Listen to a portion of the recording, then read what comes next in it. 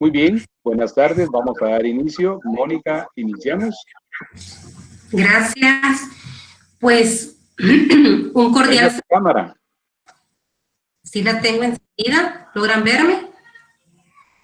Sí. ¿Sí logran verme? Sí. Muy bien, gracias. Gracias, muy amable.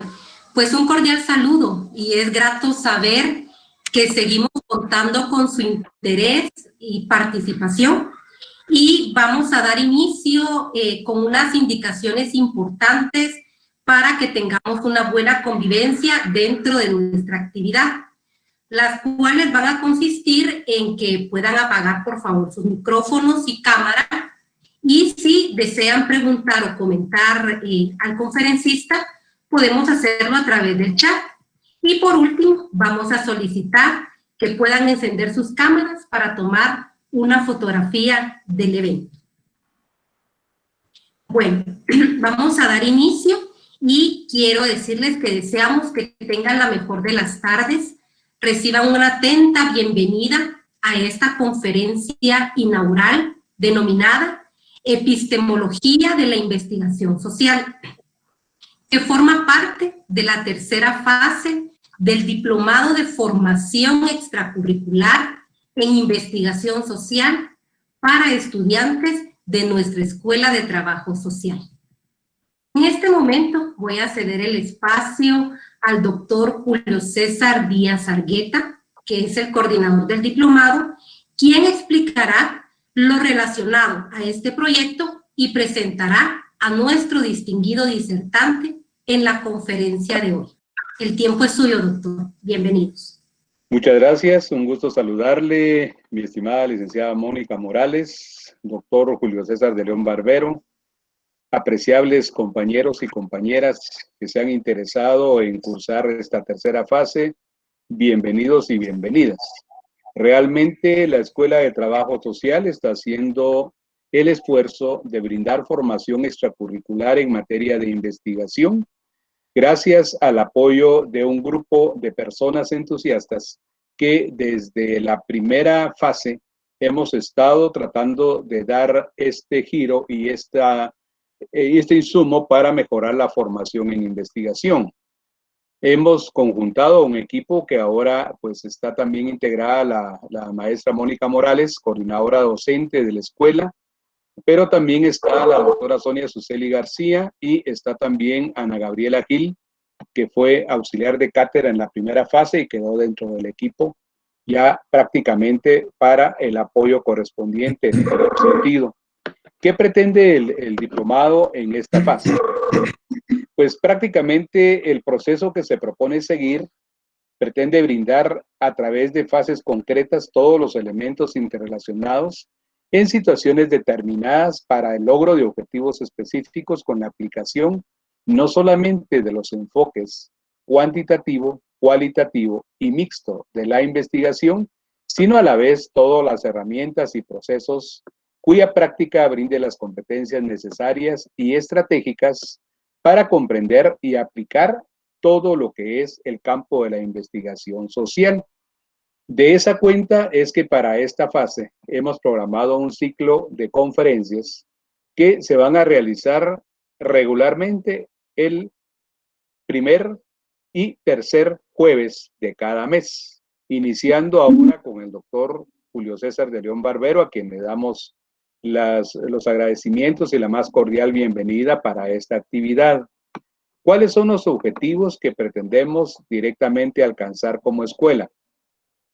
Incentivar la creación de procesos formativos orientados a estudiantes y profesionales jóvenes para aportar a la investigación social como función fundamental en el campo de la acción profesional.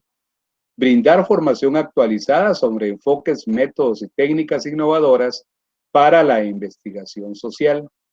Capacitar a los futuros investigadores en tecnologías innovadoras para la formulación de proyectos, recopilación, procesamiento, análisis e interpretación de la información obtenida desde la investigación social.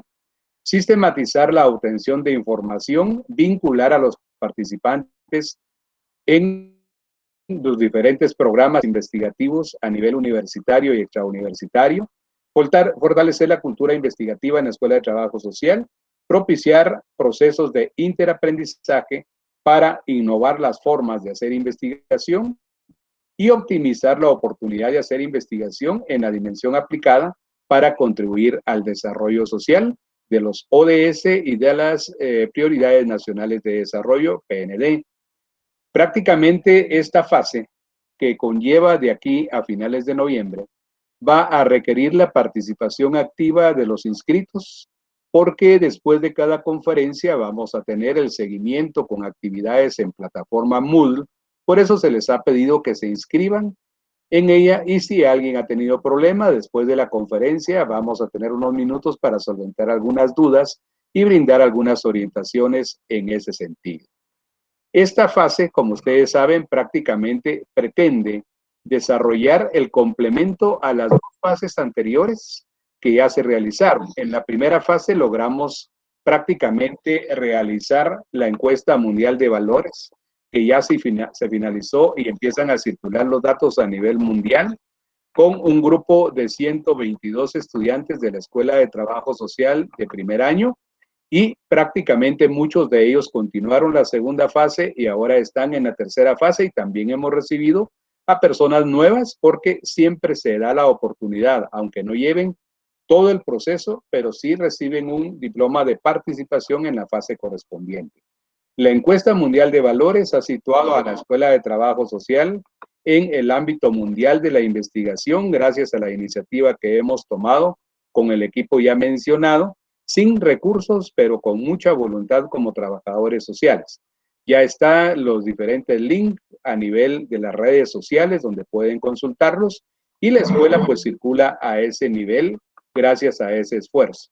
Luego, en la segunda fase que nos tomó la pandemia, ya no fue posible hacer investigación concreta, pero dentro de esta fase sí la vamos a realizar, aparte de las conferencias, la investigación y el seguimiento por plataforma. Así que bienvenidos y bienvenidas todos.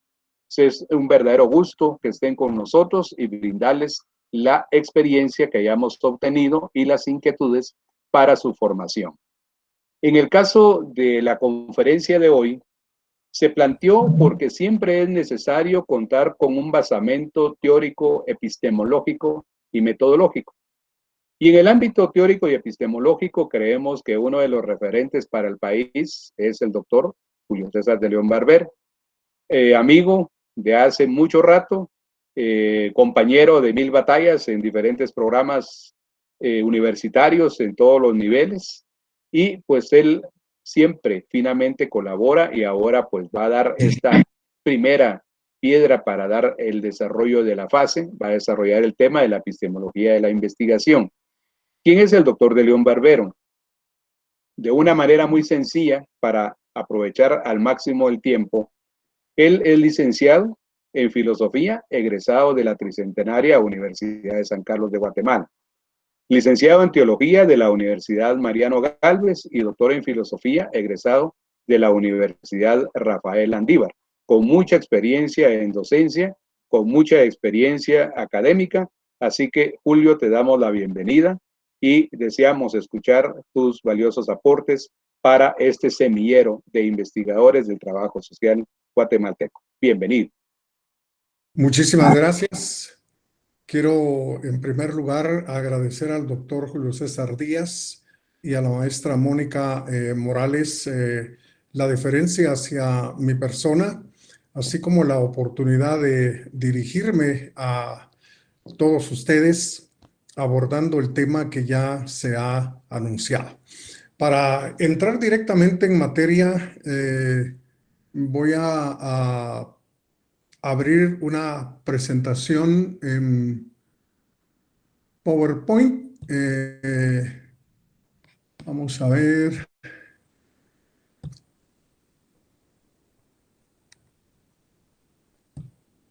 Bueno, espero que esté a la vista de todos. Sí, solamente dale el tamaño completo y listo. Vamos a ver, según yo ya lo tiene, pero no sé. En la copita. Sí. Ahí está, en mi pantalla Ahí se estamos, aparece. ahí estamos, Ahí estamos. Bueno, ahí estamos. está un poco atrasada la respuesta de la máquina. Bueno, eh, el título, como ya se anunció de esta conferencia, es Epistemología de la Investigación.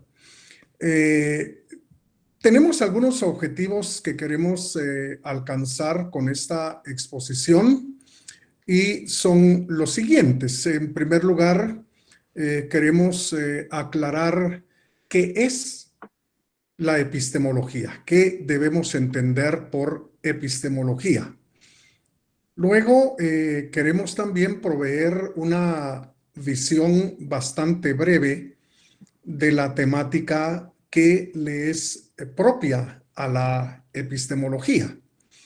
Luego, en tercer lugar, vamos también a señalar los cambios que la epistemología ha sufrido con el tiempo, porque desde sus inicios en Grecia, muchas cosas han sucedido, muchos cambios, transformaciones, revoluciones a nivel científico se han dado, y entonces la epistemología no ha sido ni es ajena a todos esos cambios a través del tiempo. Entonces queremos señalar por lo menos los más importantes en ese sentido.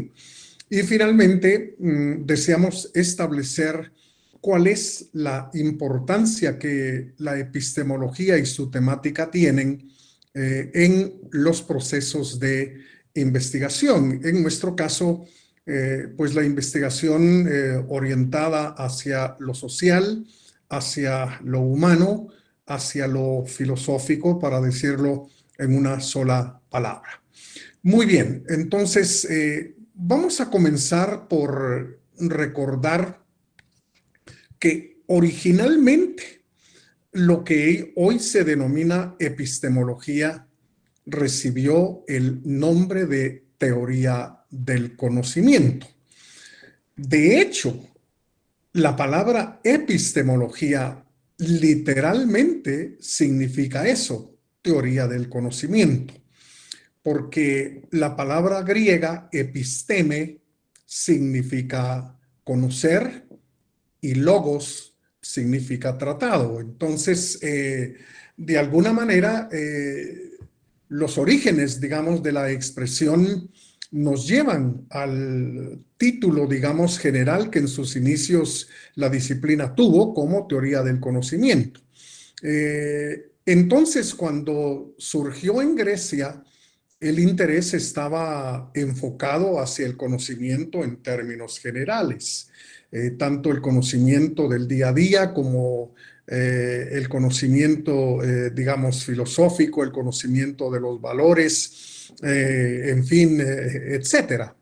Pero con la revolución científica del siglo XVII, cuando surgió la física como ciencia, la llamada teoría del conocimiento, que se ocupaba del conocimiento en general, vino a tener una orientación un poco más exclusiva, un poco más específica hacia el conocimiento científico.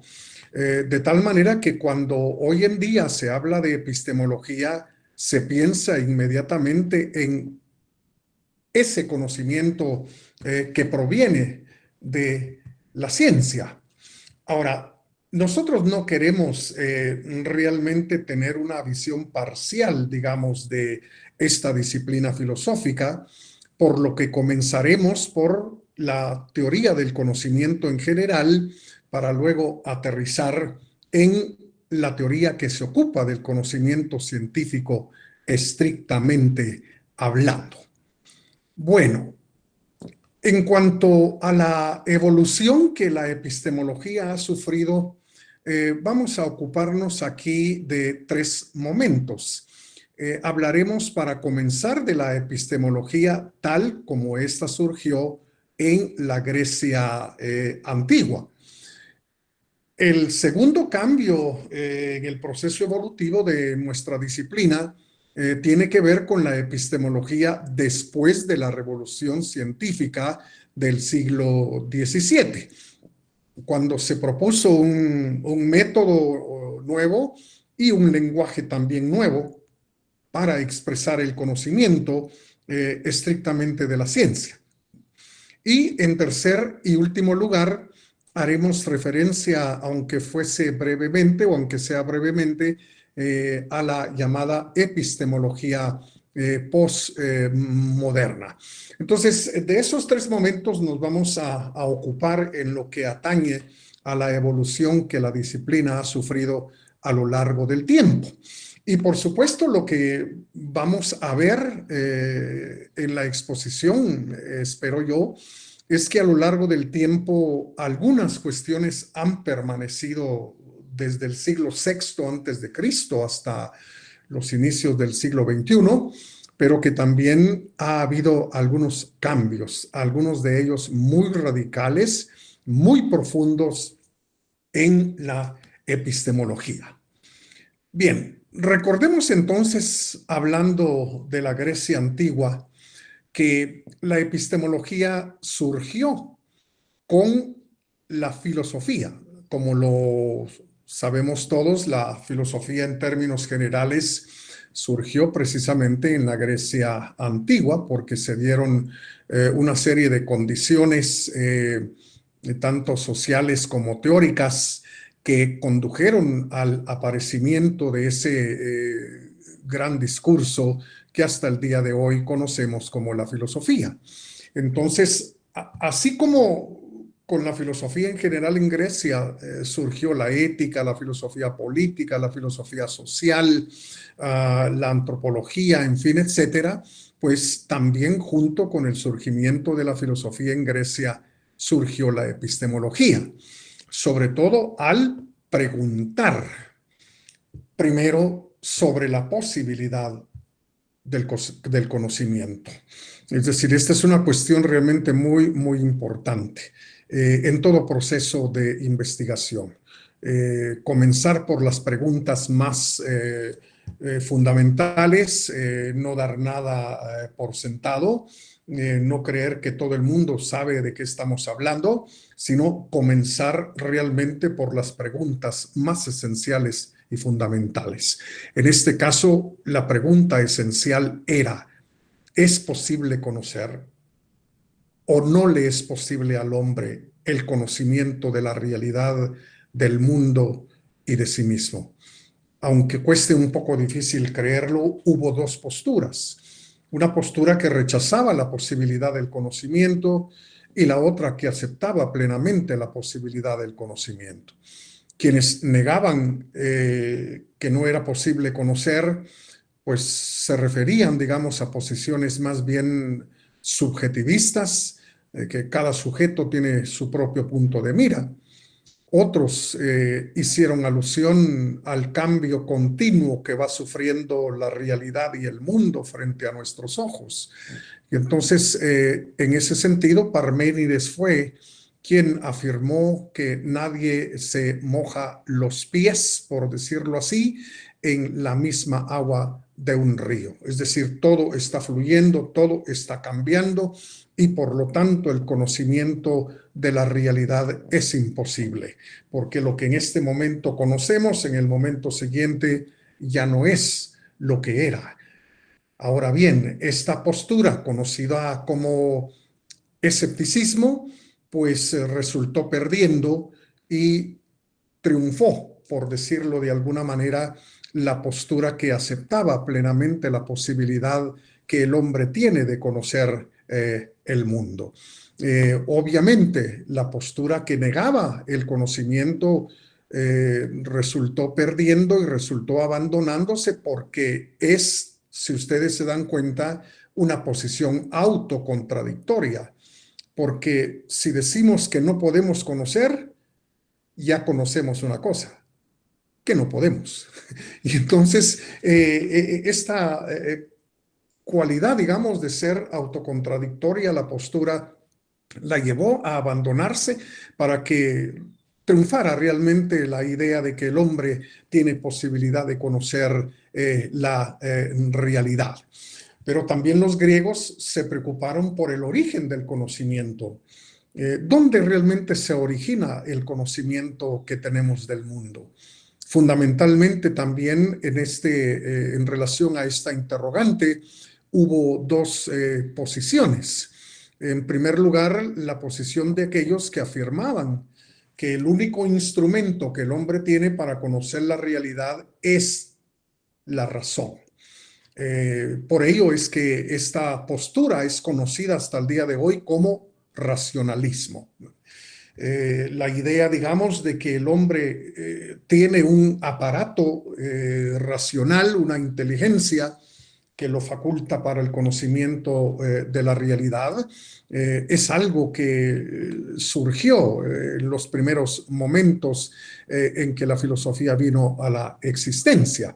El racionalismo tiene, por supuesto, sus ventajas porque enfatiza sobre todo el conocimiento de carácter universal, el carácter que el conocimiento debe tener de ser compartido por muchos sujetos o por todos los sujetos que están involucrados, digamos, en un proceso investigativo.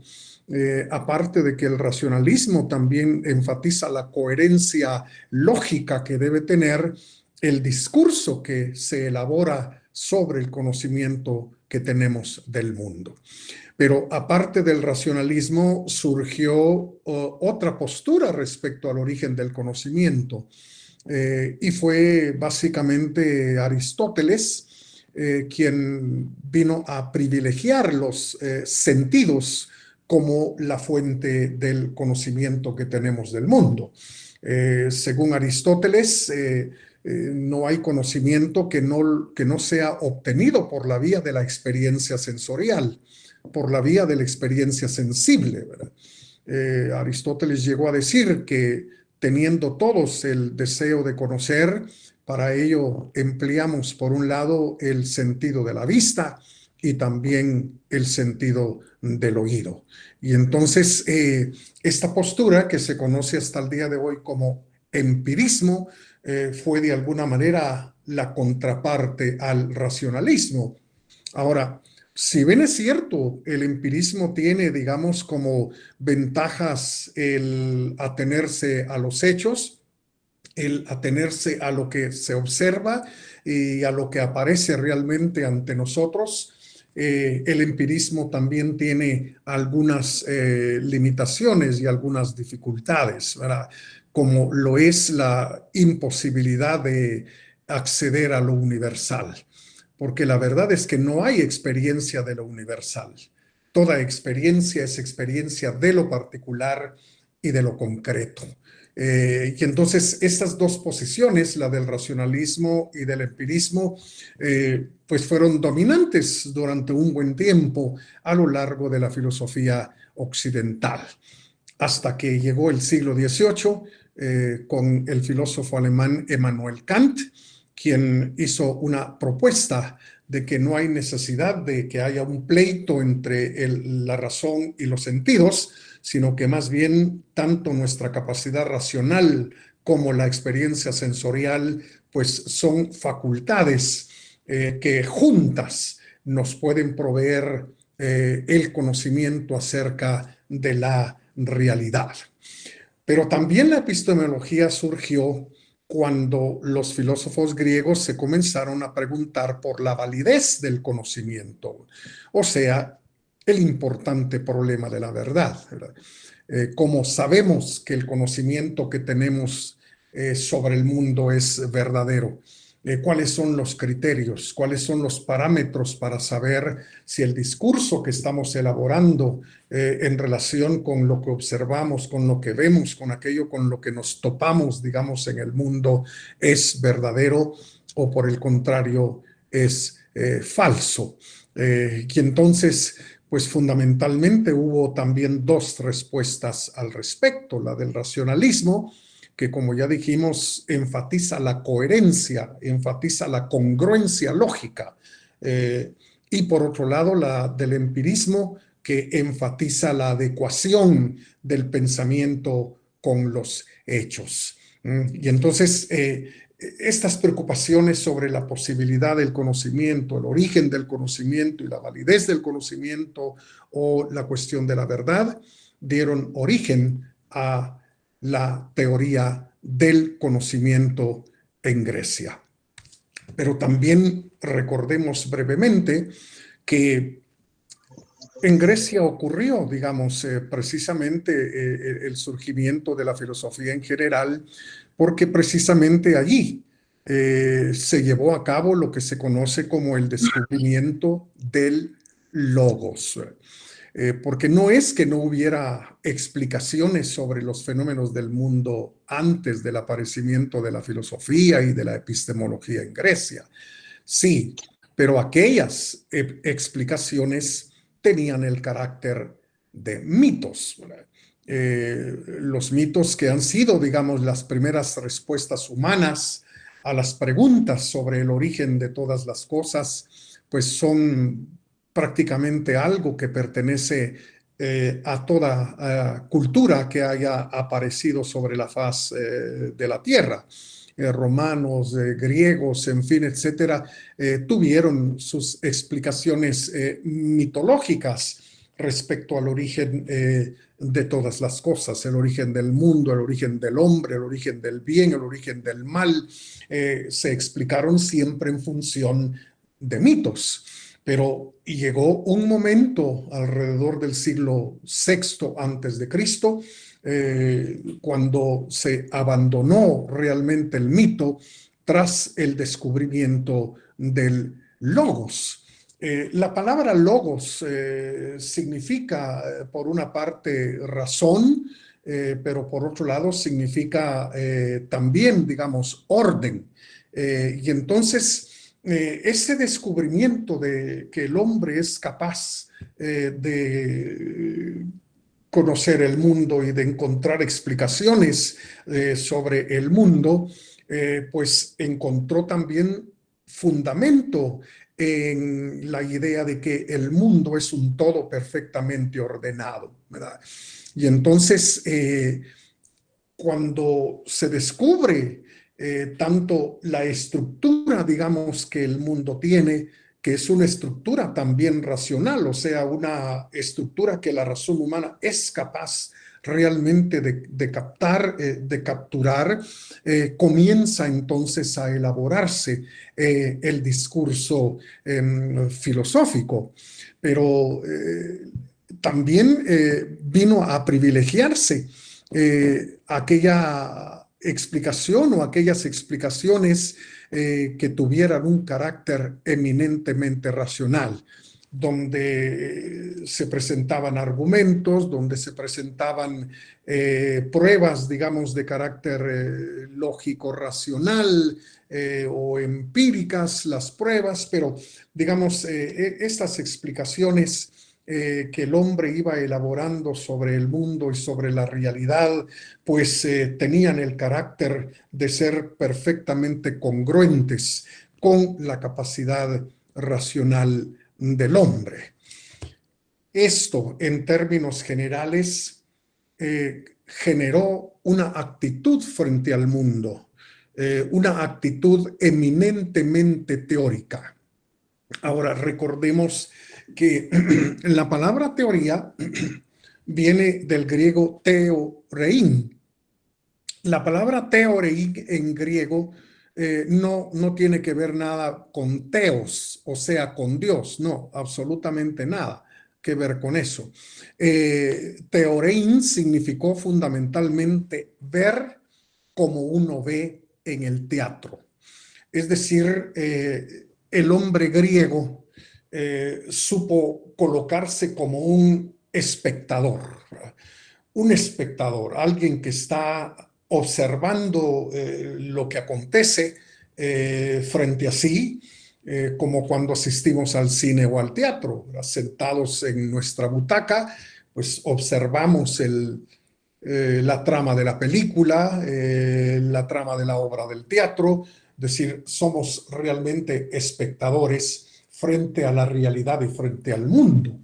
Entonces, esta especie de separación, digamos, del sujeto frente a la realidad, que hoy en día se conoce como objetividad o como actitud objetiva, pues fue algo realmente que condujo al aparecimiento de la filosofía en la Grecia antigua.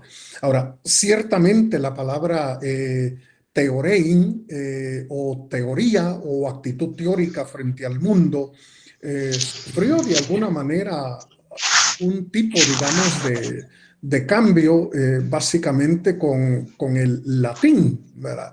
Y entonces a veces la palabra teórico o teoría se traduce como contemplación, pero la verdad es que pienso que el empleo de la palabra contemplación para referirse a lo que ocurrió en Grecia no es correcta.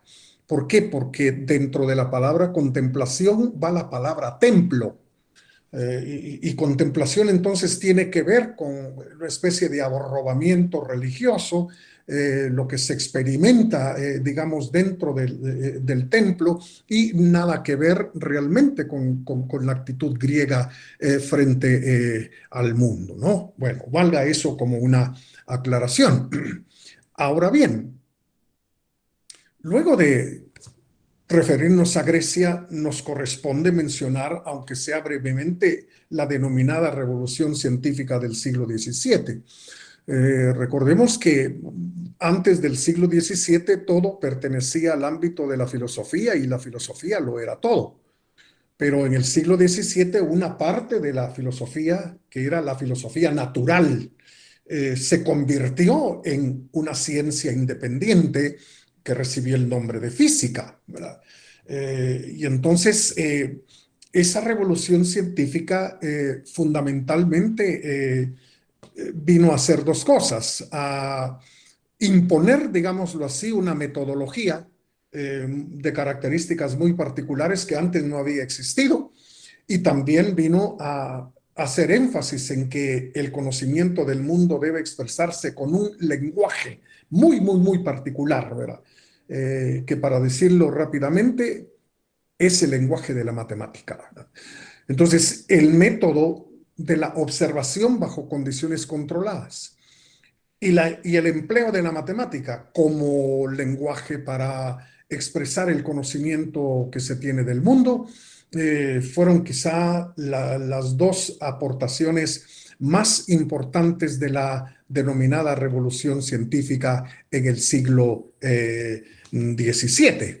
Entonces, la cuestión del método, por supuesto que generó, como lo recordamos, unas revueltas, digamos, culturales muy, muy, muy importantes, sobre todo porque pues, la Iglesia con sus dogmas y con sus creencias tenía también puntos de vista muy particulares en virtud de ciertas interpretaciones de la Biblia sobre el sistema solar, sobre los planetas, sobre el movimiento de los cuerpos en el universo, en fin, etcétera. Y entonces el método, digamos, que comenzó realmente a emplearse a raíz de la revolución científica, bueno, vino a consistir en una negación realmente de todo lo que implicaban las creencias sobre el mundo, sobre el universo, sobre las enfermedades, en fin,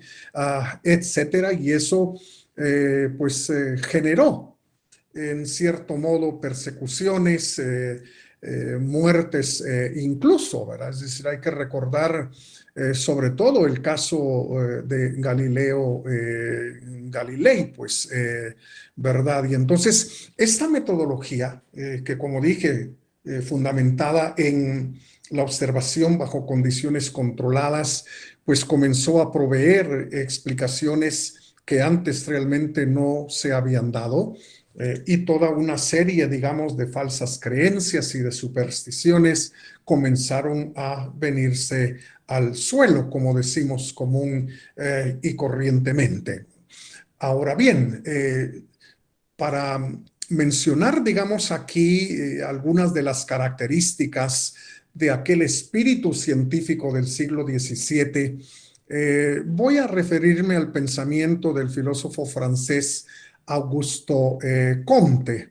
Ahora, Comte pertenece ya fundamentalmente al siglo XIX, hacia 1830, 1842. En la Escuela Politécnica de París, Augusto Comte llevó a cabo su trabajo intelectual. Pero independientemente, digamos, del tiempo que había pasado entre la revolución científica del 17 y la tarea intelectual de Augusto Comte a principios del 19, pues nos es útil realmente para recordar cuáles eran las características de aquella metodología y de aquel obtener conocimiento acerca del mundo. Y entonces la actitud, digamos, de Augusto Comte a nivel metodológico se conoce como positivismo, ¿verdad? Y el positivismo de Augusto Comte vino a enfatizar la observación de los hechos, la observación de los acontecimientos. Eso es lo que realmente Comte decía. Atengámonos a los hechos y no nos hagamos preguntas sobre si hay algo más allá de los hechos. Si lo hay, no lo sabemos, y si lo hay, no importa. Lo que interesa fundamentalmente es lo que aparece frente a nuestros ojos. Literalmente la palabra positivismo, que viene del latín positus, significa precisamente atenerse a lo que está frente, atenerse a lo que aparece ante nosotros. Entonces, Comte insiste, digamos, siguiendo el espíritu del método iniciado en la revolución científica, en que la observación de los hechos es realmente lo más importante. A raíz de la observación de los hechos, dice Comte, hay que tratar de relacionarlos. ¿Qué hecho se dio primero? ¿Qué hecho ocurrió después? Como es fácil, digamos, ver, lo que Comte está tratando es que nuestro conocimiento del mundo sea eminentemente descriptivo, ¿verdad? Comte no está buscando explicaciones, ¿verdad? Porque supone que las explicaciones son algo que va más allá de los hechos que son observados, ¿verdad? Probablemente sea mi cabeza, probablemente sea mi intelecto el que está imaginando cosas, el que está, qué sé yo, cayendo en fábulas, en fin. Y entonces Comte dice, observemos los hechos y establezcamos cuál es la relación que hay entre ellos, de tal manera que la ciencia para Comte es un discurso eminentemente descriptivo. Pero una vez que se ha establecido una especie de constancia, digamos, entre la relación que hay entre dos o más hechos, viene la formulación de leyes. Augusto Comte creía realmente que el conocimiento acerca del mundo, si no nos conduce a la formulación de las leyes que de alguna manera describen lo que ocurre y también lo que va a ocurrir, entonces conocimiento propiamente hablando no tenemos acerca de la realidad. La formulación de leyes entonces viene a resultar algo sumamente importante en esta metodología positivista. Y por supuesto, la capacidad de predicción. Se supone que los hechos no van a cambiar, se supone que su relación no va a cambiar y que va a ser exactamente la misma a lo largo del tiempo. De tal manera que si un rayo, una descarga electroatmosférica se produce por esta razón, yo puedo decir que si esas condiciones se dan dentro de 5 o 10 años, volverá a ocurrir un rayo o una descarga eléctrica. Es decir, la capacidad de anticiparme al futuro, la capacidad de predecir lo que ocurrirá en el porvenir. Comte también aseguraba que el conocimiento es un instrumento. No conocemos por conocer. Conocemos porque queremos servirnos de ese conocimiento para controlar precisamente los acontecimientos, para controlar lo que ocurre, digamos, en el mundo, en el universo, en nuestro entorno. Conocer entonces desde la perspectiva de Augusto Comte es controlar, es someter el acontecer del universo al hombre, para decirlo en una sola palabra. Entonces, en este sentido, el conocimiento desde la perspectiva de Augusto Comte tiene una función estrictamente técnico-instrumental, ¿verdad? Por lo que Comte desechó cualquier otro tipo de conocimiento al que pudiéramos hacer referencia, en tanto y en cuanto no sea un conocimiento técnico-instrumental que nos ayude precisamente a controlar los acontecimientos que hay en el mundo. Ahora bien, no podemos negar que estas propuestas metodológicas hayan generado, digamos, resultados muchas veces admirables, ¿verdad? Por ejemplo, las vacunas están de alguna manera fundamentadas en estos principios que hemos señalado, ¿verdad? Es decir, si sabemos qué es y cómo es que se produce esta enfermedad, podemos intervenir realmente en el proceso, suprimiendo la causa o controlando la causa para que los efectos realmente no se den, para que la sintomatología no aparezca o aparezca de una manera benigna, ¿verdad? Que es lo que todos estamos esperando, pues, con el coronavirus, ¿verdad? A fin de que se termine el corona teaching y el corona learning también, ¿verdad? Entonces, no vamos a negar, digamos, que esta metodología ha producido, digamos, resultados, pero ya desde su mismo planteamiento en el siglo XVII, XVIII y principios del XIX, esta metodología provocó una enorme discusión sobre los límites del mismo. Sobre todo, esta discusión sobre los límites de esta metodología provino de las ciencias humanas. De las ciencias humanas comenzó realmente a criticarse esta metodología que hemos señalado de una manera muy breve, pero también procedente de las llamadas ciencias sociales. Porque muchas veces, digamos, en el contexto de las ciencias humanas y de las ciencias sociales, la observación se hace realmente imposible, pues, ¿verdad? En términos de las ciencias humanas, pues son las ideas las que mueven a la gente, las que motivan realmente a la gente, pues, ¿verdad? Es decir, si las personas de alguna manera no quieren vacunarse es porque hay ciertas ideas en su cabeza.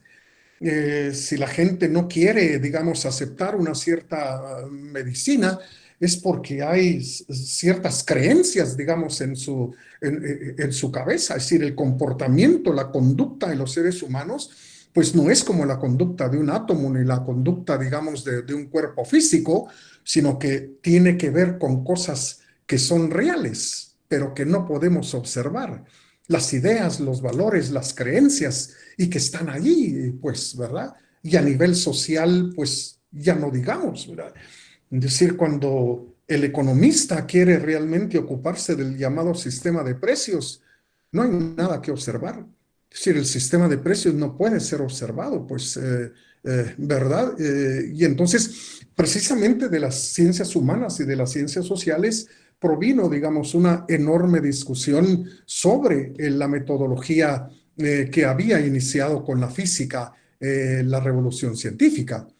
Uno de los primeros, ya en el mismo centro de la revolución científica, que elaboró una crítica, digamos, sobre esta metodología fue el filósofo italiano Juan Bautista Vico, con su obra Nueva Ciencia.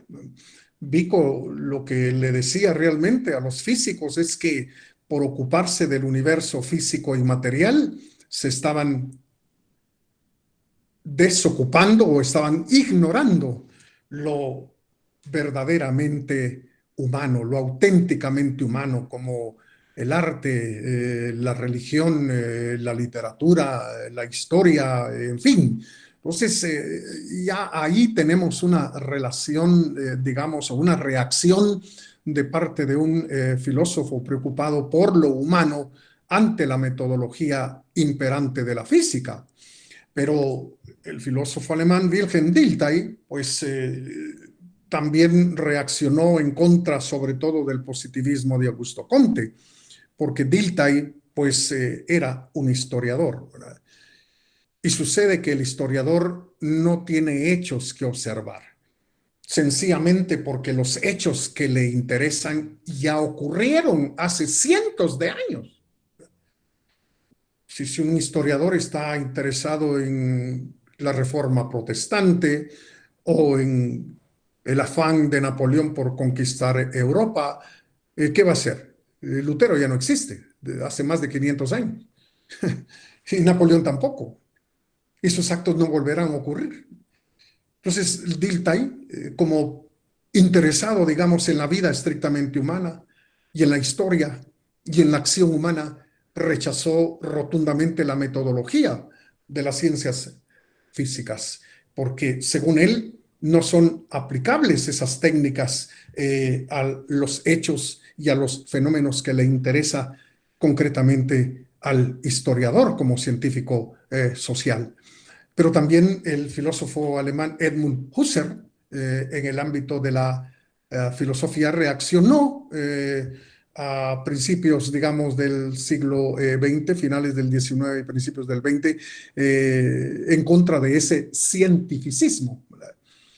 Husserl tiene una obra muy hermosa que vale la pena leer, que se titula La crisis de las ciencias europeas, ¿verdad?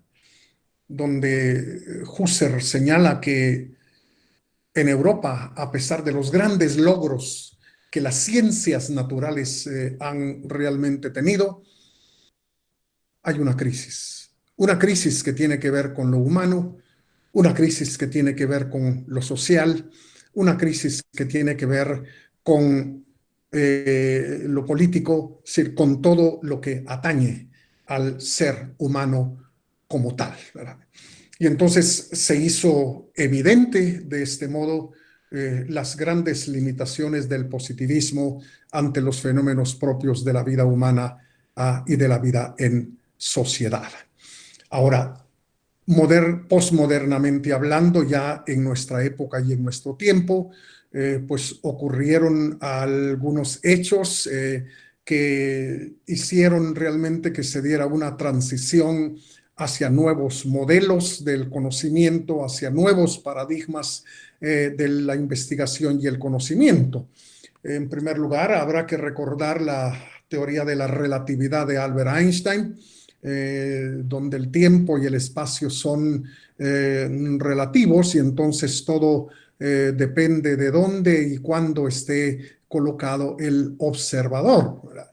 Pero también hay que recordar la propuesta del gran físico alemán Werner Heisenberg con su llamada teoría de la indeterminación, una teoría que le valió el Premio Nobel de Física y que consiste simplemente en que no vamos a poder saber nunca en qué punto y en qué momento se encuentra una partícula subatómica. Es decir, no podemos realmente determinar eso, al menos en el mundo de las partículas subatómicas. Pero también recordamos aquí a Ludwig von Bertalanffy, biólogo, con la llamada teoría de sistemas. Una teoría que, aunque surgió, digamos, en la biología, es hoy por hoy muy importante, sobre todo en las ciencias humanas y en las ciencias sociales, ¿verdad? Es decir, el sistema familiar es muy importante, el sistema educativo es muy importante, el sistema económico es muy importante, es decir, hay que colocar, digamos, el hecho que estamos tratando de investigar dentro de los sistemas a los cuales realmente pertenece para lograr, digamos, una comprensión y un mejor entendimiento de lo que está ocurriendo. Y finalmente podríamos mencionar también a Karl Raimund Popper, este filósofo de la ciencia austriaco, quien señaló que la verdad no debe ser perseguida por la ciencia porque la verdad no existe. Que lo que la ciencia debe realmente procurar es eliminar errores.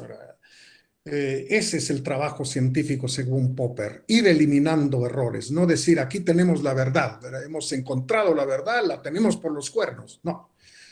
Entonces, eliminar errores es todo lo que le corresponde a la ciencia. Y la predicción tampoco, decía Popper, ¿verdad? Dejemos la adivinación en la feria. Eso fue lo que dijo Popper, ¿verdad?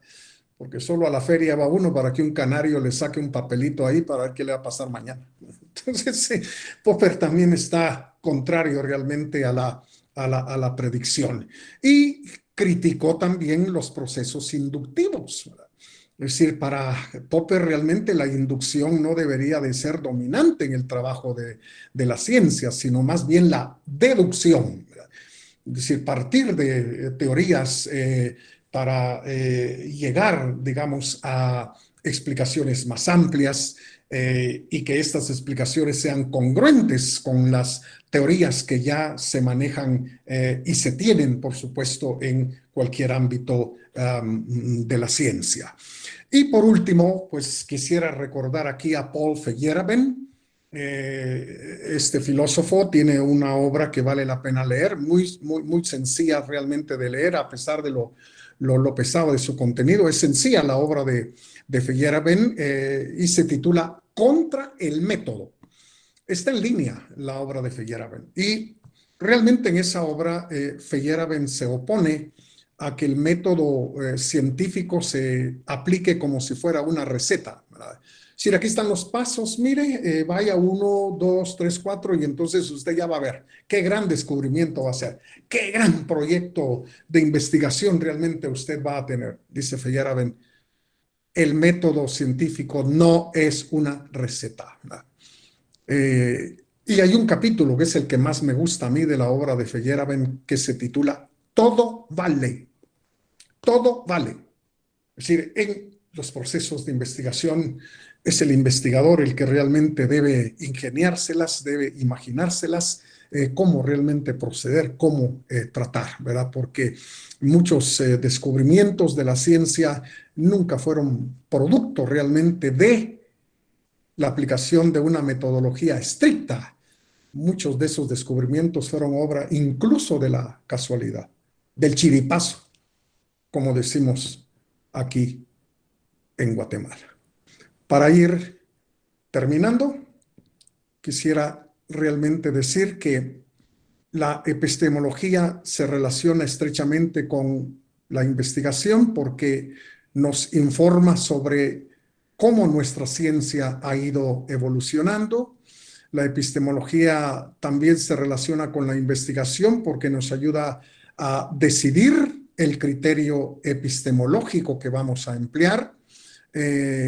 También se relaciona porque nos proporciona criterios para juzgar el estado de la cuestión dentro de la cual se ubica el proceso de investigación que queremos realmente llevar a cabo. Y sobre todo porque la epistemología nos ayuda a plantear el problema a investigar, obligándonos a formular las preguntas correspondientes. Concluyo recordando que un tema de investigación debe ser realmente convertido en problema, ¿verdad? Si alguien tiene el tema de los embarazos adolescentes, pues ese no es ningún problema. El embarazo de los adolescentes o de las adolescentes es un hecho, es una realidad que está allí. Hay que convertir ese hecho en un problema. Solo recordar que la palabra problema viene de pro, de balein y de ma, que son expresiones griegas. Pro significa lanzar, pro significa lo que está frente a nosotros, lo que está delante de nosotros. Balein significa lanzar o aventar, y ma se refiere a una persona. Entonces, los problemas son algo que alguien ha lanzado delante. ¿verdad? Los problemas son algo que alguien ha lanzado delante.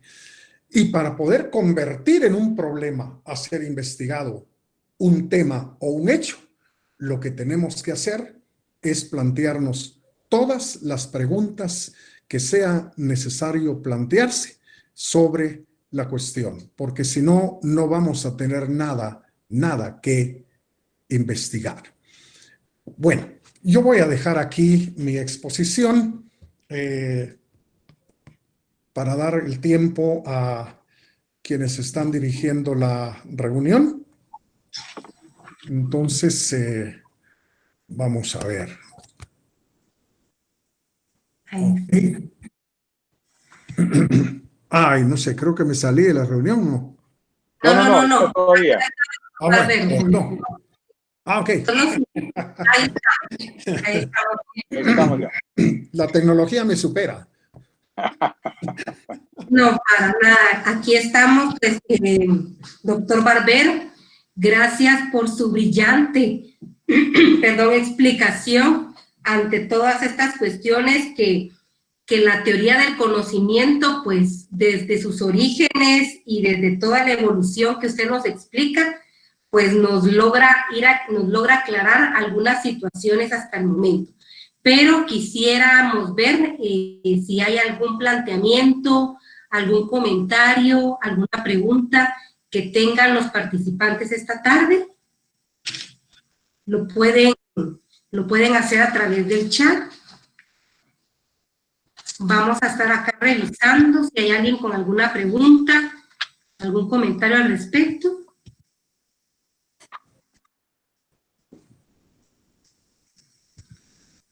No tenemos por el momento, ¿verdad, doctor Julio César? No hay no. ninguna pregunta. Yo estoy motivando, pero no han puesto ninguna pregunta. Sí, Buenas tardes. Quizá alguien de viva voz lo puede hacer. Sí, muy brevemente. Tenemos acá a la señorita Linda Lai. ¿Puede plantear su pregunta, por favor? ¿Le escuchamos? Gracias, buenas tardes. Doctor Julio César de León, muchísimas gracias por su explicación muy clara. Es un tema un poco, bueno, bastante complicado, pero usted realmente lo supo plantear de una manera que se nos hiciera pues fácil de entender. En relación con el trabajo social, pues nosotros estamos en la carrera, ¿verdad? Tenemos muchos cursos que abordan la investigación, pero nuestra profesión en sí pareciera que sigue utilizando el positivismo, ¿verdad? Porque en nuestra práctica, o sea, nosotros nos asignan casos y los vemos desde una manera muy individual. Y no podemos, como que en la investigación incluso que hacemos de la persona, nos enfocamos en la persona y un poquito en su entorno, pero pareciera que nuestra investigación, no solo desde una investigación muy como de un caso, sino inclusive la investigación a veces de los problemas en comunidades, incluso pues las encerramos desde el positivismo, ¿verdad? Atendemos el problema individual y no general. Entonces, ¿usted cómo considera que deberíamos abordarlo desde el trabajo social siendo una carrera muy pragmática, pues? Bueno, mi opinión, digamos, al respecto es que debiera de darse la importancia a lo que Bertalanffy denomina la teoría de sistemas, ¿verdad? Cosa que no es extraña en otras ciencias sociales y humanas. Por ejemplo, tratar un caso de alcoholismo y enfocarse únicamente en el individuo y en la persona, pues creo que es olvidar que el individuo está y es producto, digamos, de un medio familiar, ¿no? Hay un sistema familiar cuyas ideas, cuyos valores, cuyos hábitos, costumbres, de alguna manera han contribuido, digamos, a forjar, digamos, ese carácter o ese comportamiento. Eso creo yo que es algo que no debe dejarse de lado. Pues bueno, eso por una parte. Por otro lado, estamos también aquí ante la característica única, digamos, de cada ser humano, ¿no? Y entonces pienso que no debemos extrañarnos si las conclusiones absolutamente generales vienen a resultar hasta cierto punto imposibles, ¿verdad? O por lo menos muy difíciles realmente de lograr, porque en una familia, mientras el padre, la madre y los abuelos fueron alcohólicos, pues bueno, un hijo puede resultar alcohólico y el otro no probar jamás una sola gota de alcohol. Es decir, y pertenecen al mismo ámbito, al mismo ambiente, se supone que han recibido las mismas influencias. Entonces, con lo humano como con lo social, también estamos ante hechos muy particulares, distintos y diferentes a los hechos que se dan, digamos, en el mundo físico, ¿verdad? Muy bien, muchas gracias, doctor de León Barbero. ¿Alguien más? Dentro de los comentarios, Rosa María pues escribe: muy explicada la charla, muchas gracias, licenciado. Linda Alay escribe también: muchas gracias por dar respuesta. No sé si hay alguna otra pregunta, algún comentario con respecto a lo que decía el doctor Barbero y la pregunta anterior, u otra que quieran plantear. Dejamos el espacio y motivamos para que puedan participar. Si no lo quieren hacer de viva voz, pues pueden hacerlo a través del chat. Alejandra Caal pregunta: doctor Barbero, ¿puede repetir la posición que expone Immanuel Kant? Muy bien. La posición del filósofo alemán Immanuel Kant tiene un nombre, se llama criticismo. Por un lado, porque procede, digamos, de la obra más importante de este filósofo alemán, que lleva como título La crítica de la razón pura. Kant, en primera instancia, digamos, durante los primeros años de su vida como filósofo, fue un racionalista, es decir, convencido de que la razón sola le puede proporcionar a los seres humanos conocimiento sobre el mundo.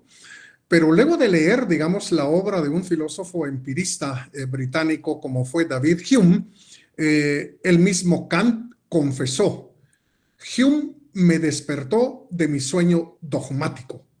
Y entonces, al ver que Hume defiende, digamos, la experiencia sensible, la experiencia tal como nuestros sentidos nos la trasladan, llegó realmente a formular una doctrina híbrida, ¿verdad? Una doctrina híbrida donde la razón juega un papel y los sentidos juegan también otro papel.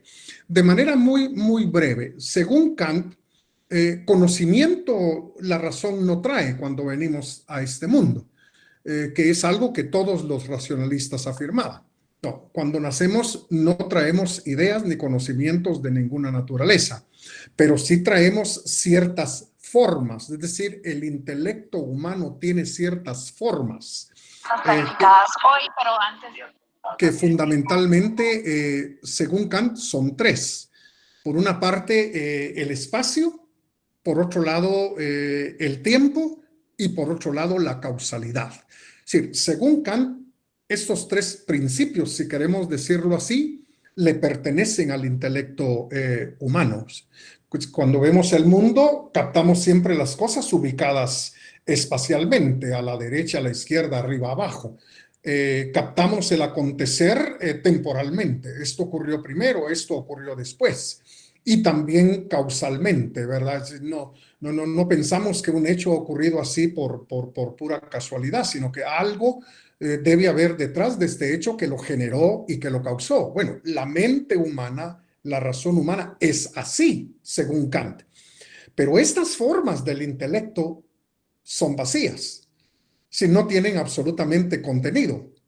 Entonces, los sentidos le proporcionan contenido a la razón humana y sus formas, de modo que con las formas puras del intelecto y la información que procede de los sentidos, armamos realmente lo que conocemos como el conocimiento del mundo, de tal manera pues que desde la perspectiva de Immanuel Kant, tanto la razón como los sentidos juegan un papel importante. De modo pues que la información que viene de los sentidos sería un caos total si la razón humana no organiza esa información. Pero las formas puras del intelecto serían vacías si no cuentan con el material aportado por los sentidos. Y por último, Kant es el gran campeón de los límites que el conocimiento humano realmente tiene. Es decir, hay cuestiones que el intelecto humano nunca va a poder tratar, de los que nunca se va a poder ocupar, porque nuestro conocimiento está limitado a lo que aparece, a los fenómenos que aparecen ante nuestros sentidos. Pero no sé si esto ayuda un poquito, digamos, a traer un poco más de claridad sobre la postura kantiana. Muy bien, muchas gracias, doctor. Ya nos escribirá Alejandra Caal si logra aclarar esa posición de Emmanuel Kant. José Santos también dice, doctor, muchas gracias. Cuando se habla de problemas epistemológicos, ¿a qué se refiere específicamente? Bueno, cuando hablamos de problemas epistemológicos nos referimos a los problemas de los que se ocupa la epistemología. Como ya dijimos, uno de los problemas de los que se ocupa la epistemología, digamos, tiene que ver con la cuestión de la verdad, ¿verdad? Fíjense que el problema de la verdad no es un problema científico, es un problema filosófico y la epistemología es la que se encarga realmente de ese problema. Todos los científicos dan por sentado que el discurso que han elaborado es verdadero y no se preguntan ¿qué es realmente la verdad? Porque esa pregunta es una pregunta filosófica. También tiene que ver, digamos, con la cuestión del método, ¿verdad? Es decir, la epistemología se encarga de hacer preguntas sobre la metodología que los científicos realmente emplean y usan. El científico nunca cuestiona su método, da por sentado que es un instrumento eficaz y lo emplea y no se hace bolas, como decimos común y corrientemente. Es el filósofo, es el epistemólogo, el que comienza a preguntarse, bueno, ¿y este método realmente cuáles son sus fundamentos? ¿Cómo se justifica? ¿Cuáles son sus límites? ¿Hasta dónde realmente se puede utilizar este método? Es decir, cuando hablamos de estas cuestiones y nos hacemos esas preguntas, estamos en el corazón de los llamados problemas epistemológicos. Muy bien, gracias. Catherine Laparra, a manera de comentario con lo que usted versó anteriormente, señala que está muy de acuerdo con usted. Creo que es uno de los problemas de trabajo social, es el existencialismo, y trabajar desde el positivismo. Desde la teoría de sistemas se tiene un enfoque más integral para cualquier tipo de intervención y agradece por tan importante conferencia. También Víctor, le saluda Víctor Florencio Pu Susunux. La disertación es muy puntual, señala, feliz tarde, gracias por los comentarios. También Ana Gabriela Gil Caballeros, excelente conocimiento compartido, muchas gracias.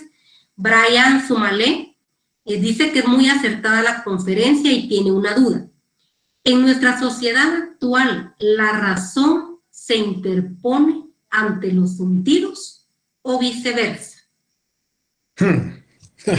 Vaya pregunta, está un poco difícil realmente, digamos, de responder, pero digamos lo que yo puedo realmente intentar decir al respecto es que las actitudes extremas, digamos, del racionalismo y del empirismo prácticamente se han abandonado, ¿verdad? Es decir, constituye una discusión muy interesante el día de hoy a todos los niveles académicos, intelectuales, científicos, investigativos, en el sentido de qué es realmente lo que debe tener prioridad, la teoría o la observación.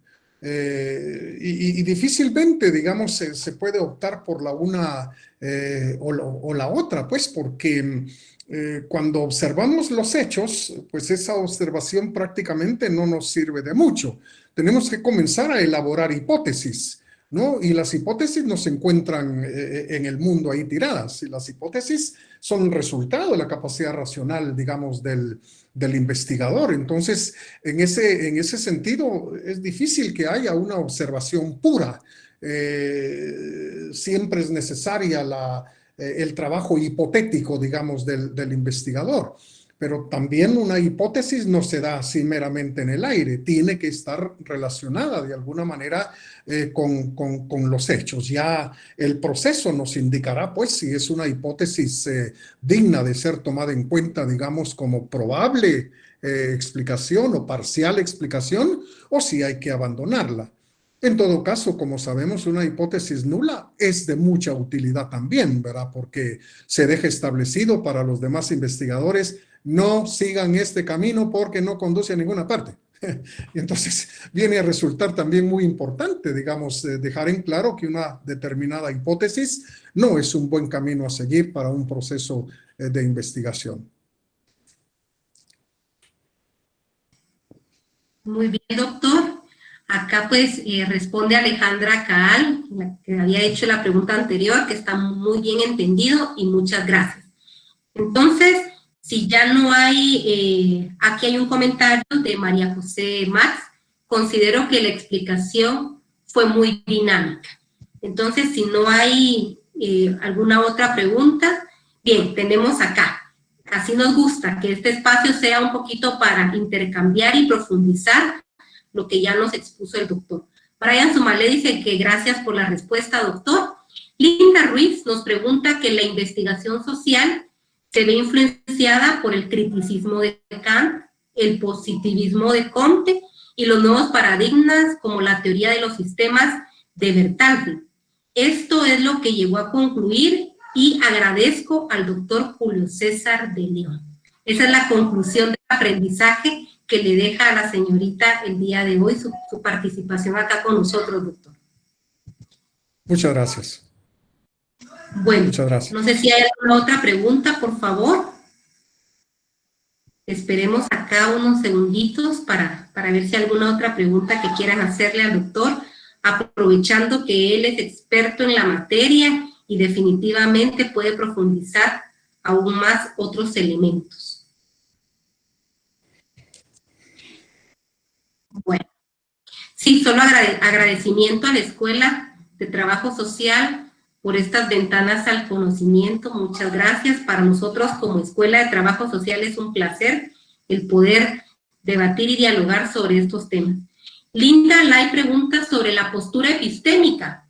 ¿Se adopta según la problemática o según la persona individual? Me refiero a la postura de la persona que investiga. Ajá. Esa es una cuestión muy importante.